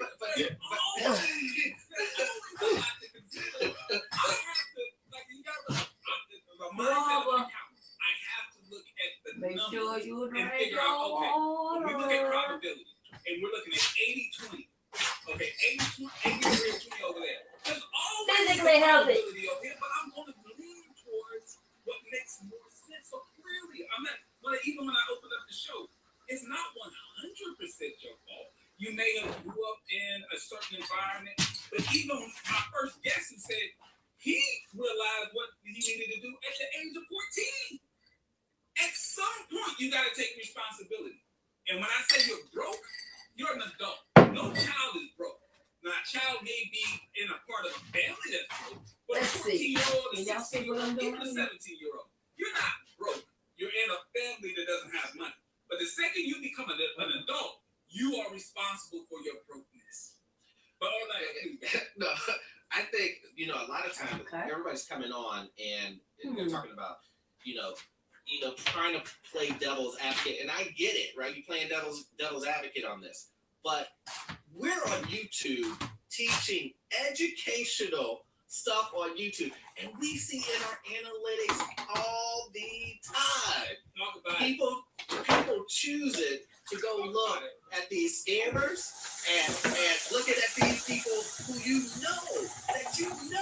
are scamming you, but because they tell you you're going to make money in 24 hours. How you can make $1,000 in one day. Just because we and JT are telling you it's going to take hard work. You can't get your credit up in one day. It's going to take you hard. All of a sudden, people lose interest. All of a sudden, nobody really cares anymore.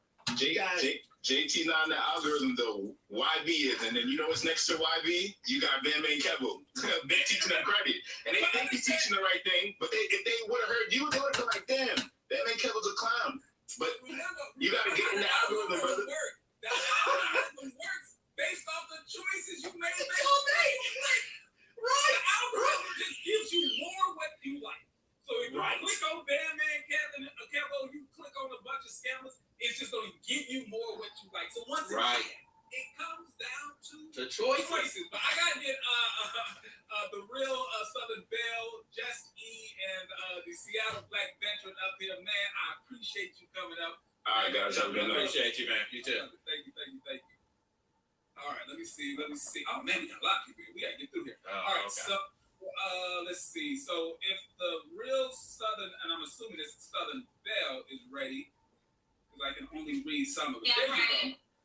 Yes, ma'am. What is going on? How you doing? All right. So I just want to shout out. I found your content, and I really appreciate what you're doing out here. But I agree with you 100%. But I can say, if they're disabled, they can't work, they have health issues, they have mental health issues. Then at that rate, I understand it. Then you got to understand that being broke is relative. Some people, like what you think is broke is not broke to someone else. So, like, what is this range? What is this range of brokenness that you're talking about? Like, exactly. Something else that nobody considered. Now he's saying that if you are broke, it's your fault. And people are coming up and they are trying to convince him otherwise, but nobody said this right here. The person whose parent used their credit, used their name, their social security number, while they were 2, 3, 4, 5 years old. And then when they turned 18 and they wanted to, apply for a credit card or do whatever, they found out that they were already in the hole. They are in debt, deep debt. That is not their fault. And I don't know how easy it will be for them to get out of debt. So this video is old.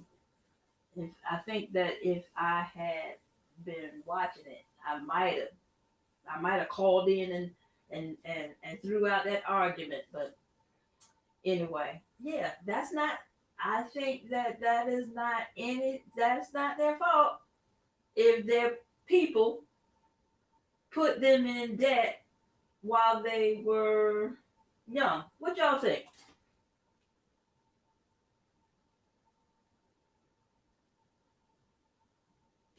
Great point. Before I address that, I just want to speak to the people who are disabled. So great point. To the people who are disabled, understand that we live in a society that has created a safety net for those people who are disabled. If you are disabled, there are government programs that will supplement your income based on your disability. And if anybody in the hood understands, and they know people get their crazy checks, is what they refer to them as. So people know that there's resources, even when you're disabled. We live in a country that actually accounts for that. Will you be balling out of control and rich? No, but you're not going to starve to death if you're disabled in this country. But that was a great point. My point as far as broke is really a mindset of the individual who's living outside of their means, meaning they can never get to a point where they're building wealth because they're always spending more than what they make. I would consider that as broke. Someone who's unhappy with their financial life and they're constantly in a position where they spend more than they make. Okay, well, yeah, that makes sense. I'm thinking you're talking about like a certain amount that a person should have investment or savings or something like that. I mean, I agree with you 100%. Yeah, that's all I have to say. Yeah, but keep that. Thank you for coming on, but that's a great point because I want to make it clear. Broke, that's my definition of broke. Someone who, one, they are extremely unhappy with their financial situation because it doesn't matter what someone else thinks. It's about how you feel about your financial situation. So you're unhappy with your financial situation. That would be me. You're spending more than you make. Well, no, I'm not doing that. That's my definition. But thank you. I appreciate you coming. Yeah, I agree. All right. But I actually want to make more money. Which is why I'm out here on these YouTube streets. Seattle black veteran in the house. What's going on? Hey, what's going on, man? Yes? You might put yourself on mute. You gotta take yourself off mute. You on mute? Yeah, I can't unmute you. How about There that? you go. How about Yes, that? yes. We did. And you know why I love you brothers so much? Because we got the same barber. Hey, but you guys are 100% right on that. Okay, so I'm 58. So I want to drop some jewels on your listeners. Okay, fast money is not long money. I think you guys can agree with me. Every person that you dealt with have at least, what we call it a chair, has at least 3 to 4 legs. So Social Security, investment, retirement, and then anything else, property or whatever. So I tell everybody, if you're going to look at long money, if you're looking at any job you have,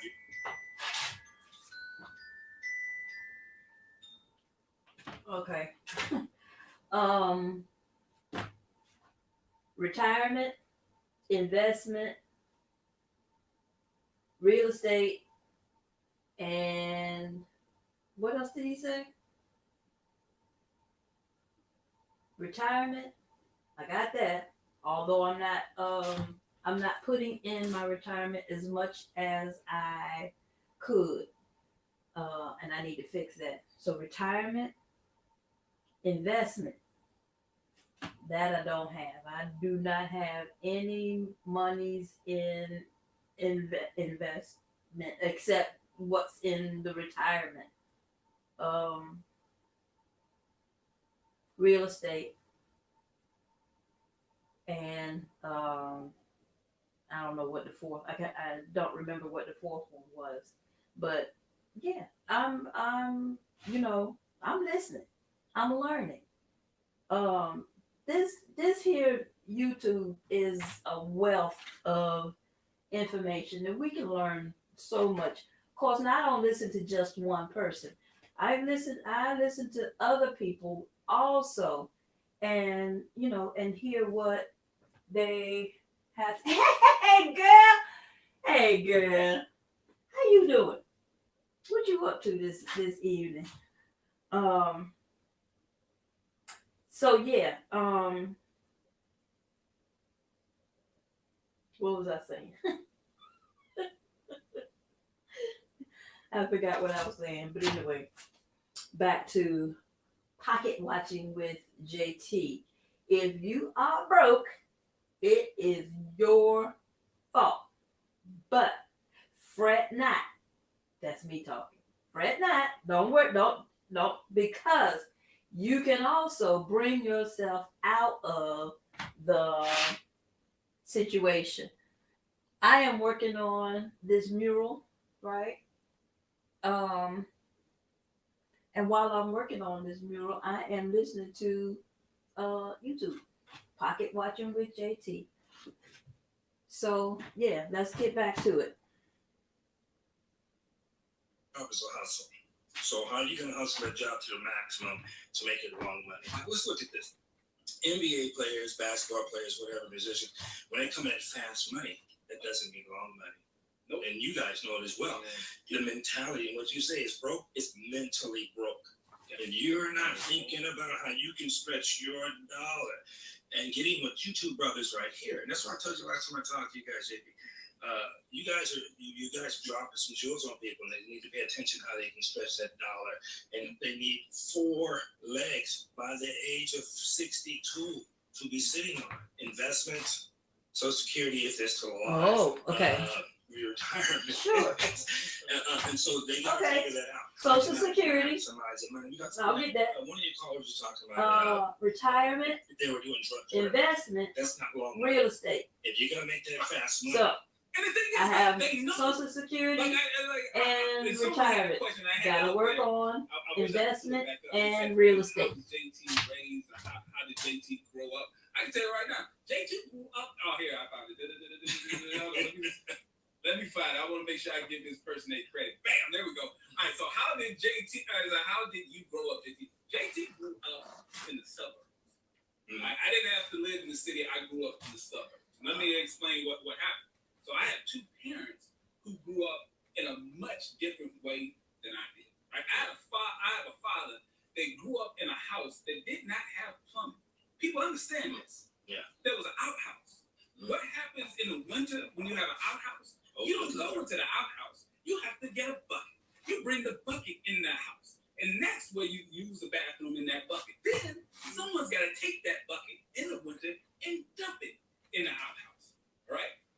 I have a father who grind and worked with my mother to get themselves out of what would be considered poverty into the middle class, then into the upper middle class, and then provided an opportunity for their children, me, to be able to stand on their shoulders and live a much more comfortable life than they ever dreamed of. Mm-hmm. Now, their grandchildren live a much more comfortable life than I had.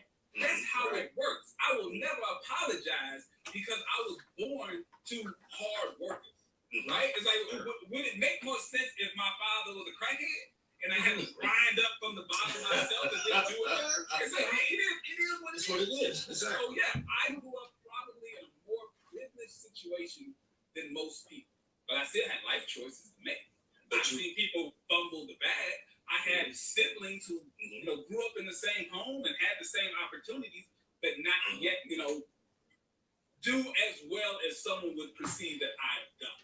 Yeah. So it's still at the end of the day, it's all about choices. So I just Exactly. want to answer that Like, question. Right. and like you said, I say it's mentally broke. Because I'll give you the other side of the coin. I never met my father. I am a 100% disabled veteran. You were talking about earlier. So I went to the military. My best friend, he went and played NFL, 2 Super Bowl rings. Nice. I got more money than he has right now. that is so real. People, listen. I have clients make over $1 million a year, but still live paycheck to paycheck. It's still broke. Now they live in a very nice, comfortable spot, but they still have the same pressure of being broke as someone who makes $20,000 a year. It's just that they have more fun stuff around them in their brokenness, but they're still broke. Yeah. Hey, you guys are 100. I'm gonna get off your page here. Hey, as always, hey, JT. The reason why I haven't hit you up on the email yet is good Lord, I'm still going through. Like I said, I'm 100% disabled veteran. Like you said, the mindset, and I'm still dealing with a couple of organizations I need to bump off my. I got it, but as soon as you get the info, so what the brother's talking about is he is going to provide us with information for those people who are eligible for veterans benefits. He is going to basically outline steps from 1 to whatever 30 how years. you can actually access and make sure that you get what you are eligible for. And as soon as he get that info, I'm going to post it on my community page. We may even have him come up and kind of explain it. So thank you, brother. As soon as you get that info, you get it too. So Right, salute. this guy, Hey, this guy is black. getting LJ is coming up. Black Seattle. Nope. The Seattle Black Veteran. The Seattle Black Veteran. So, okay, he says that he's got some inside knowledge that he wants to share with veterans. Okay. I need to know because people come into the library and they're looking for resources. So I need to be up to speed on all of the resources available to people that I can share with them. So I'll be going to check out the Seattle Black Veteran to see what all he's talking about. So LJ, be ready. You are coming up right now. What's going on, LJ? Hey, how's it going, JT? Good.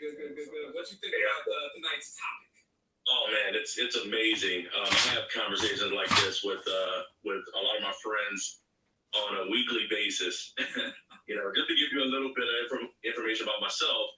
I grew up in New Orleans, lower Ninth Ward, very poor. During Katrina?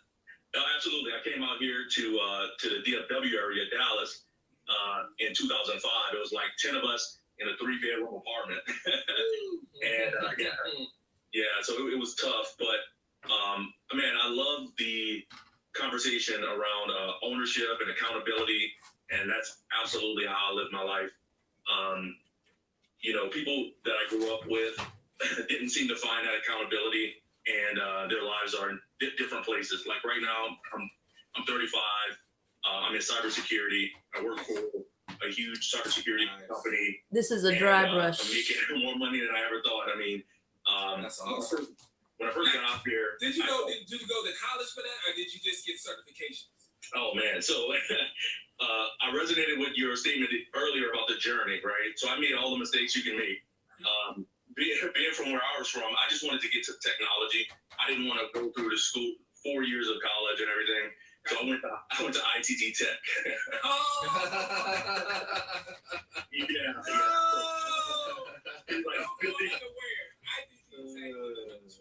For-profit college that ran great commercials. It really, it's like basically like those Everest College commercials. Oh yeah.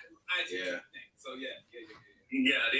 told me everything I wanted to hear. They told me everything I wanted to hear. They were like, "Oh, you don't have to go through all these undergrad courses. You can get right to the technology." And at the time I was 18, 19, and I was like, "All right, let's do it."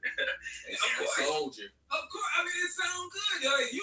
You don't know it's BS until you get there. Right. Yeah. They even have you take a BS test to quote unquote get in. that everybody passed. Yeah. I ended up paying like 40 to 50 grand for a 2-year BS degree. And so so I made that huge mistake, and I paid for that all my 20s. So what did you end up doing? So I mean, obviously you're not living off the skills that you learned with ITT Tech. What did you do? Well, right before I graduated, I somehow lucked into a position at an IT company. And let me tell you, I was making like $26,000 a year, so it was not much. But I taught myself, the skills through work in the industry, and found out. And this was during a recession back in 2007, and I just worked through the field, but I learned some really valuable lessons that no one taught me throughout my life, right? And in IT specifically, you learn that you kind of have to go for it yourself, right? You can't be spoon fed, and so that was a huge thing, right? I learned that you have to be self-taught, and once I figured that out, once that light bulb kind of went off, I attacked the certifications, and so my advice.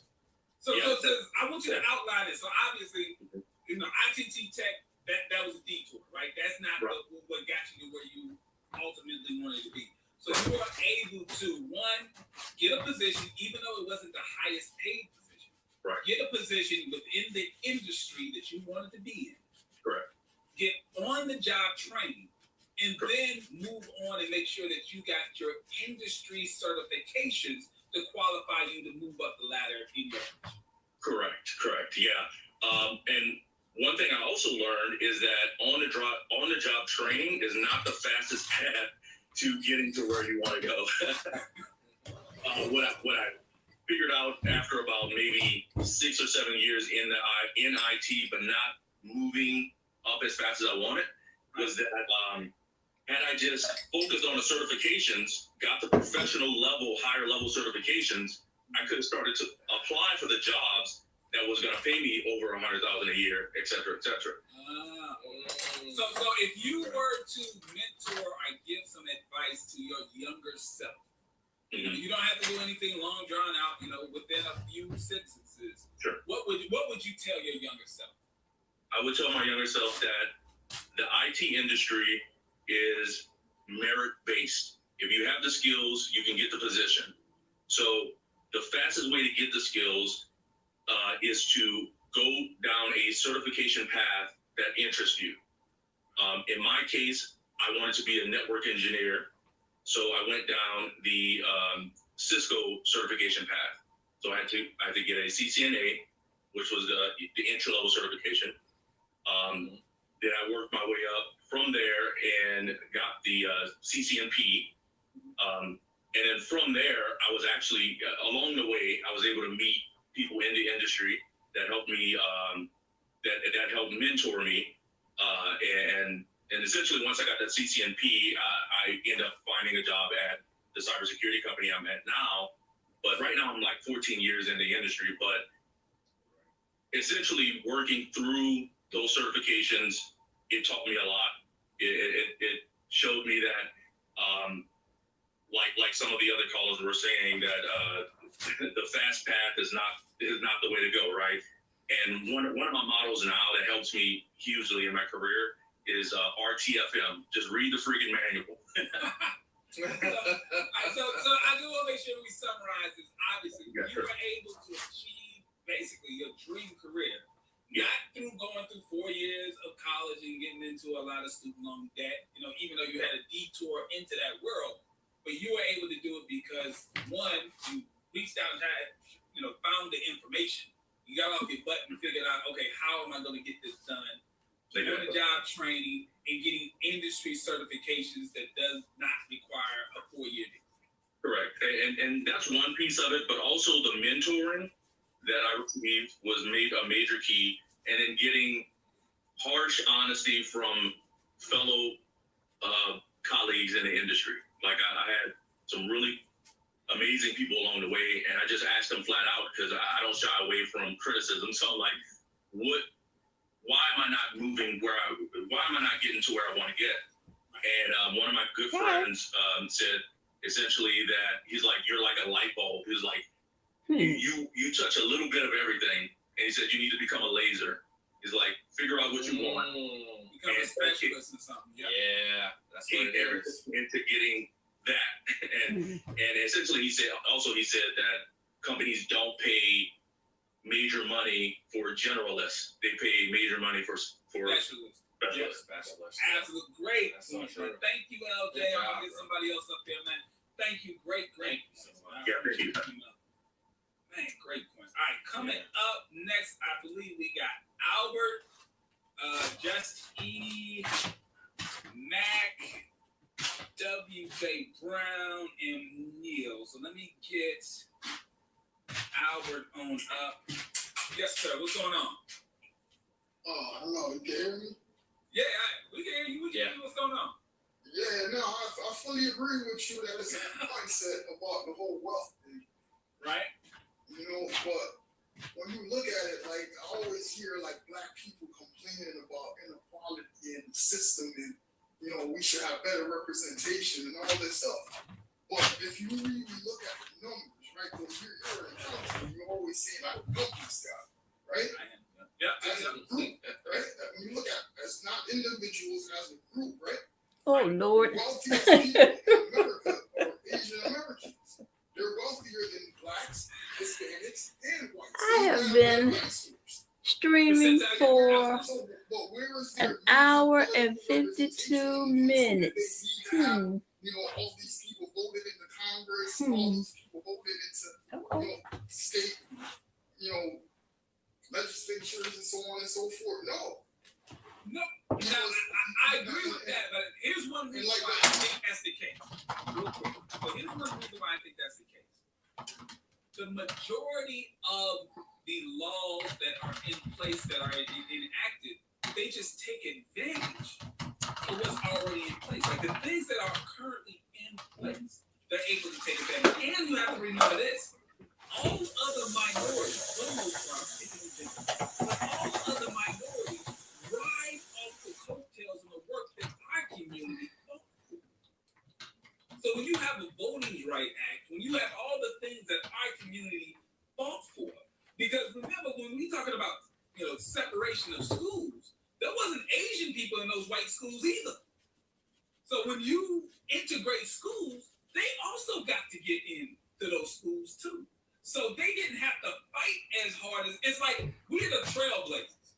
We're up front, cutting down and making a path and getting all beat up. And people get to, you know, walk behind us and not have to work as hard in that particular situation that I'm saying. So why they don't have to do that? Because, you know, we already did it. We already did it.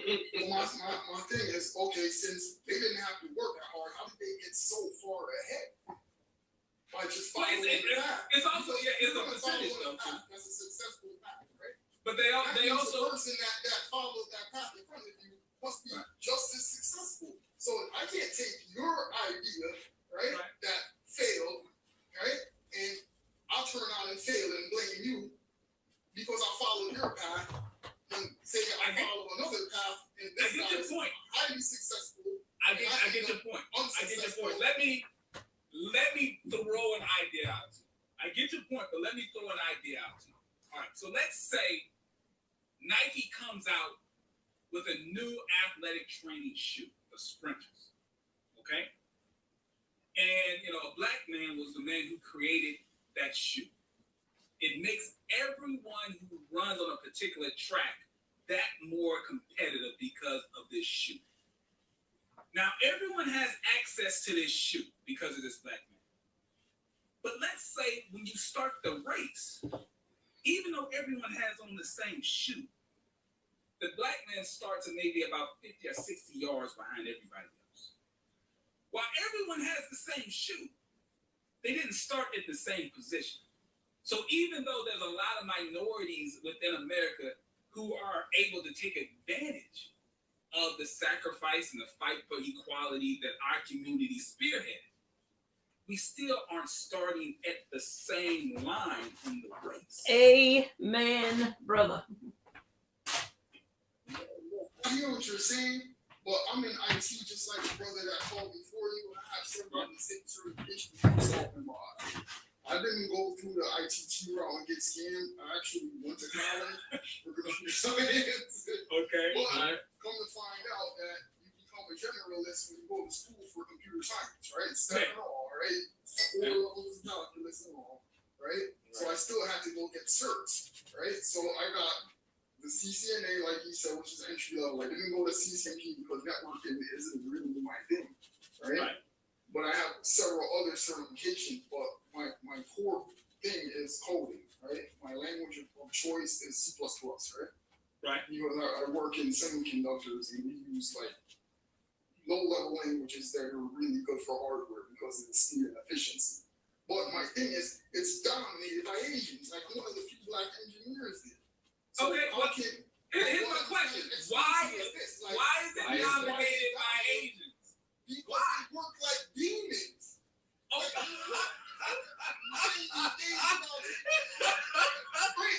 They're willing to do.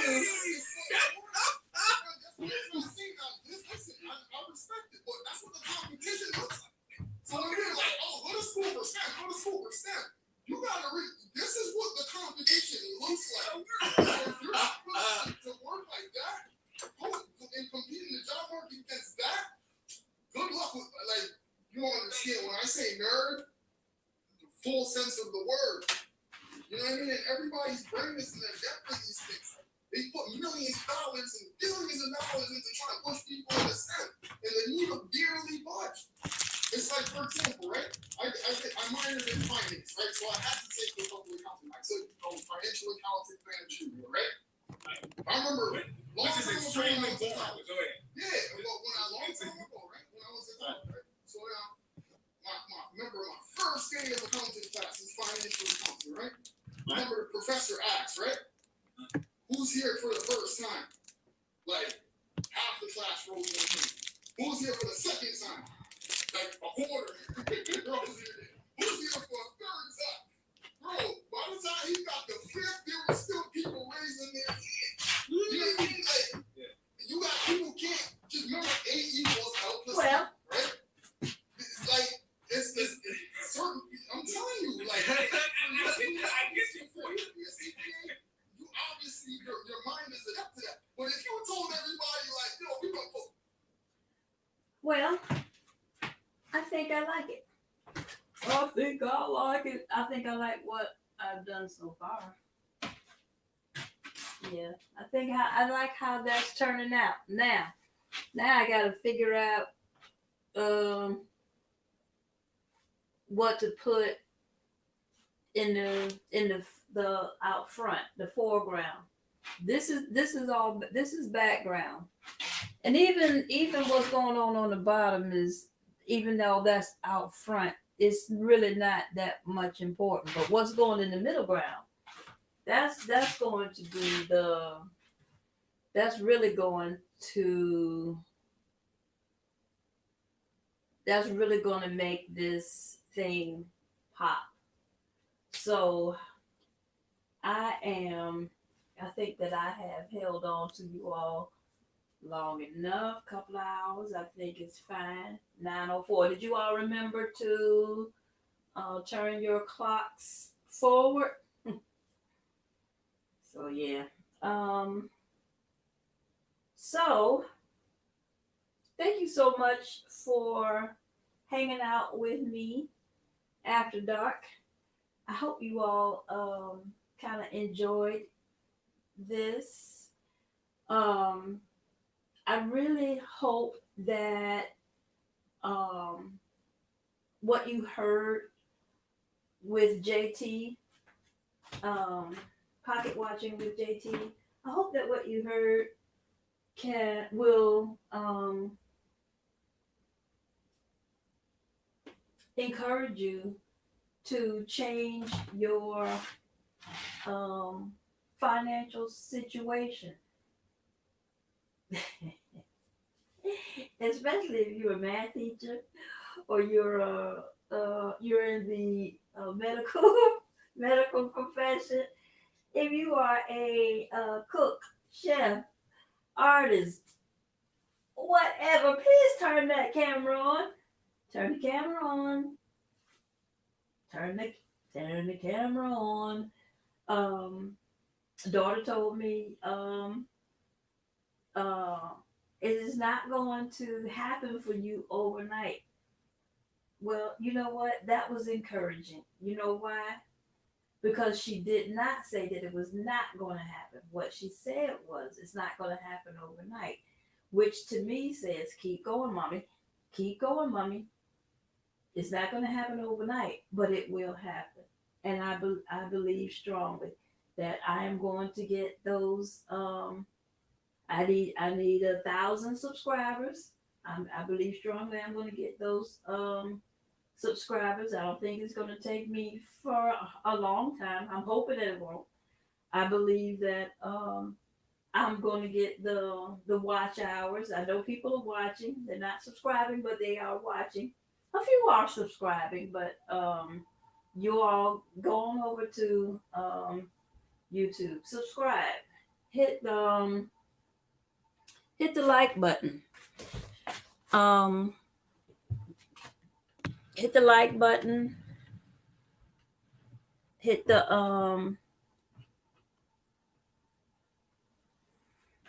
notification bell if you want to know if I'm going to be uploading. Um, or you'll get a notification when I upload. Um, hit the like button. Definitely share. If you like these videos and you want me to continue, hit the like button. Share, make comments, ask questions. Um, and help a sister to reach her goal, to do um to do great things in this world. So I am going to clean my brushes.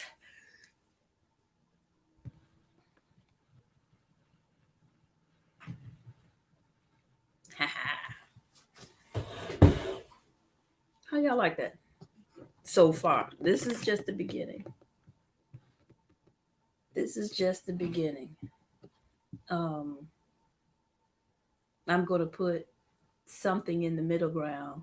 I'm not sure yet what or how I'm going to do, but I know I want to be able to look through and see the old skyline.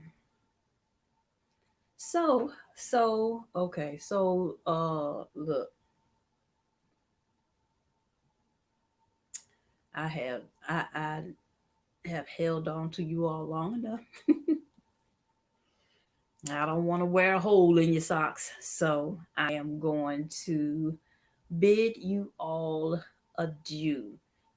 And join me tomorrow on my ride to work. Okay? So I will be signing out here on StreamYard and ending this live stream here.